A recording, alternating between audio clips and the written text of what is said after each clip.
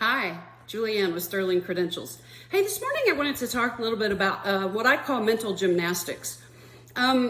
Much like a sport or a musical instrument, practice helps develop the synaptic pathways required to complete the process, the task.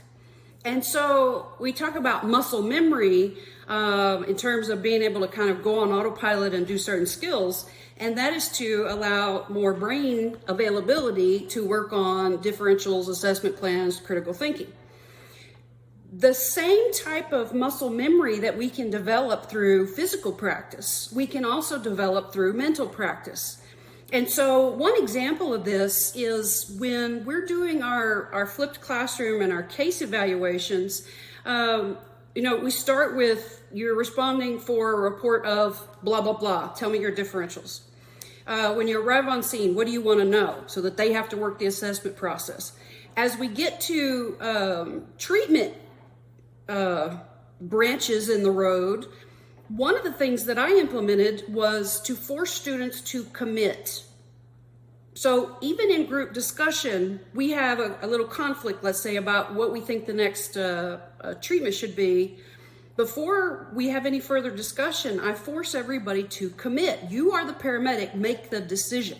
And this is rooted in some of my very first experiences as a paramedic, where I realized I was uncomfortable with the decision making. I mean, my first DOS, which was among some of my initial calls after a field training process of, here's the keys, you seem smart, call if you get into trouble, was very disconcerting for me. And so in order to bring down that anxiety for our students, we can force those decisions. You are the paramedic. There's nobody to back you up. You decide.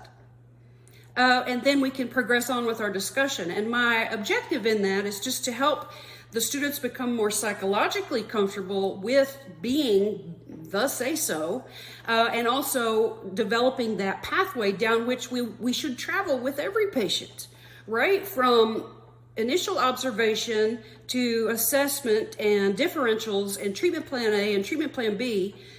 This should be a very familiar and well-traveled path as we progress through our careers. And so my hope is to start building that path during, even the classroom portion of the educational process. And the benefit there is it's in slow motion.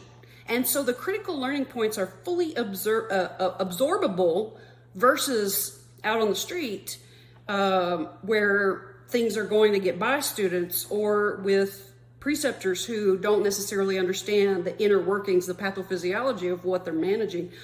So we can fully expand, explore, and get down to the fine details in those discussions, which helps seat the lesson stronger.